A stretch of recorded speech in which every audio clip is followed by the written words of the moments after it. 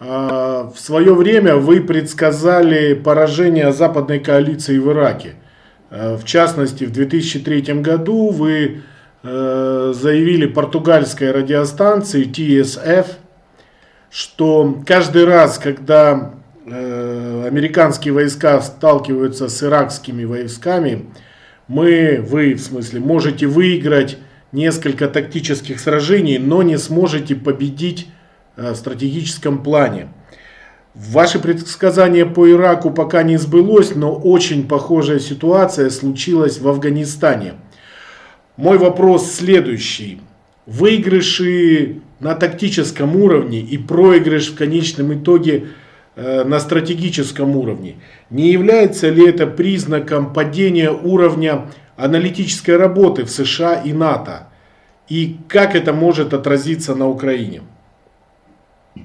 Let's go back to the 2003 statement made to the Portuguese. Did the United States take Baghdad? I mean, of course, American troops entered Baghdad and we occupied Baghdad. Did we ever secure Baghdad? Was Baghdad ever ours? And the answer is no. Iraq was never ours. We were there. Every time the insurgency fought us, we won. But we lost. In 2011, we left with our tails between our legs. So I was right.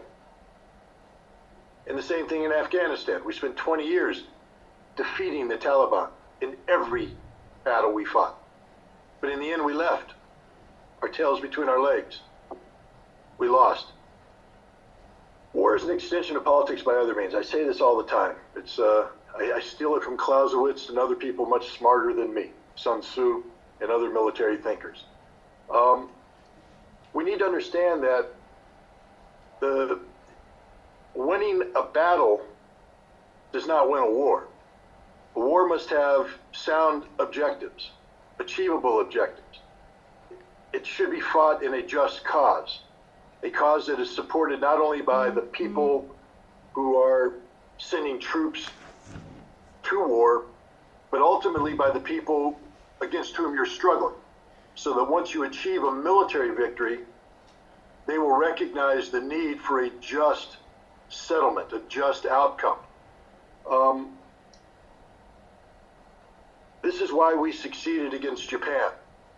This is why the United States and the Soviet Union succeeded against Nazi Germany. Because at the end of the day, the defeated Japanese and the defeated Germans recognized that what had gone before them was wrong and therefore needed to be defeated. And now they needed to work together with those who defeated them to build a better future. When you take a look at Saddam Hussein's Iraq, there's widespread acceptance in the West that Saddam Hussein was a dictator, a brutal dictator, an evil man who needed to be replaced. And while there were many in Iraq who may have shared this assessment, there were many in Iraq who did not share this assessment. And indeed today, if you take a look at the situation in Iraq, there are many people who can think back to the decades of the 1970s and 80s and even the 90s and say life was better under Saddam Hussein than it is today in the post-American invasion and occupation reality. We lost Iraq because while we can win the battle, we had no plan, no vision. There was no justification worthy of the war that was being fought. Getting rid of Saddam Hussein without knowing who we were going to replace him with and why, and without getting the support of the Iraqi people beforehand, was the roots of defeat. The same thing in Afghanistan. I think we never fully realized to the extent to which the Taliban was a product of the Afghan people. We don't have to agree with Pashtun tribal ethics. We don't have to agree with the way that Pashtun men treat Afghan women. Doesn't matter what we believe, it's what they believe. And we sought to invade and replace them with something that we wanted, not something they wanted. And the end result was our defeat. Is this a shortcoming on the part of military commanders? No. Frankly speaking, the Marine battalion commander who was sent to Afghanistan won. Every time his men went in the field, he killed the Taliban. Ask the Taliban, when the Marines were there, what did they say? We don't like to shoot at the Marines because the Marines don't go down to the ground. The Marines run at the sound of the guns. The Marines hunt us down and kill us. That's a successful Marine commander who has properly indoctrinated his men with the will to fight. And yet we lost Afghanistan. Not because of the Marine, but because of the politician, because of the elected officials, because of the people who lacked a vision of why we were there. Winning the battle is the easy part. I was a Marine. I will never lose a battle. My Marines will never lose. We will always win. Forever. And yet we lose every war we fight in lately. Why? Because we're bad fighters? No. Because our politicians are bad thinkers. That's the failure. The failure is on the part of the political people who believe that there is a military solution to every problem.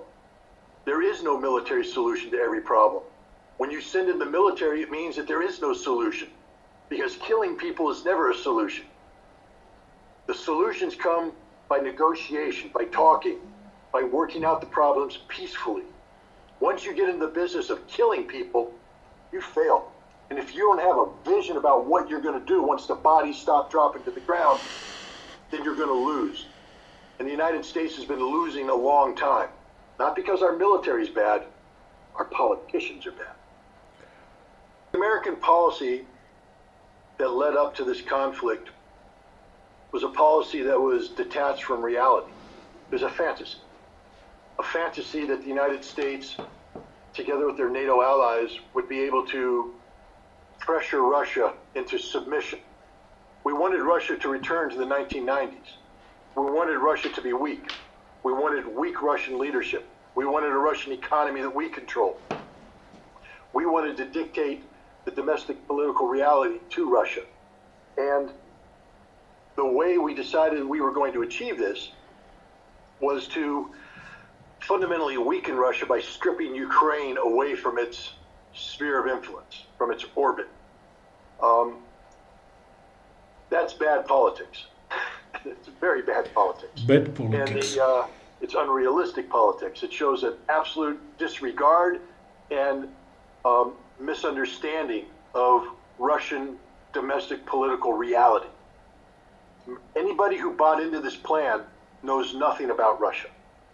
I'm not here to say that Russia is perfect. It is not. I'm not here to say that Russia is the strongest nation in the world. It most certainly is not. But I am here to say that when it comes to defending Russia's interests, Russia has logic, it has history, and it has the will to do so. It has the law and reason on its side. And when you compare that with the American-led approach, Russia has good politics, we have bad politics. And that means that any conflict that's going to be waged because of this clash of good politics versus bad politics, the bad politics is going to lose. Ukraine is on the side of bad politics. And tragically, Ukrainian soldiers are being sacrificed in service of these bad politics. NATO money and equipment is being sacrificed in service of these bad politics. The Russians, imperfect as they are, and they are not perfect, they have made many mistakes. They have lost thousands of men. They have lost thousands of pieces of equipment. Their economy is suffering because of this. But they're going to win because they have the right, they're on the right side of history. They're politically correct in this approach, and their people are willing to pay the price necessary to achieve victory in Ukraine. The Ukrainian people right now are struggling with how they're going to stay warm this winter, how they're going to eat this winter, how they're going to earn an income this winter. You don't get strong political will from that weakness of a foundation. The trust between the Ukrainian people and the Ukrainian government is diminished severely. There is no trust anymore. And the bond between Ukraine and the West is not a fraternal bond. We don't view them as brothers. Any Ukrainian stupid enough to believe that the West views you as a brother, you deserve what's coming to you. The West is using you as we use the Iraqis, as we use the Afghans, as we use everybody. We're using you to achieve our objective of weakening Russia. Russia will win this conflict. Ukraine will more than likely be destroyed by this conflict, and the West will be weakened by this conflict. Not because the Ukrainian soldier wasn't brave. I don't think you're going to find a single Russian soldier on the front that would tell you that the Ukrainians don't know how to fight. You won't find a single Russian who will tell you that the Ukrainians aren't brave when the time comes to be brave. The Ukrainians are brave. They are fighting, but they're fighting in support of a losing cause. It's a cause not worthy of the sacrifice they're being called to pay. And ultimately, they will be abandoned by the West. We see that now as we speak. The West is already getting Ukraine fatigued. This war has gone on too long. It's costing us too much. And most importantly, we're not achieving the objective we wanted. It appears Russia is winning.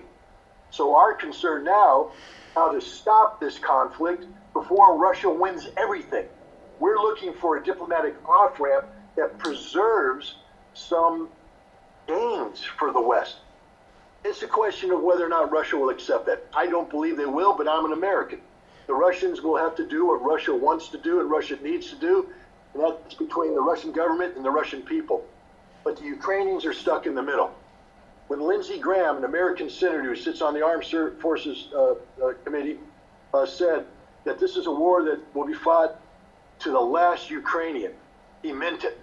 And if you're Ukrainian, you must be insulted by that, because it means your lives are worthless to us. For the last Ukrainian. You're nothing more than a statistic.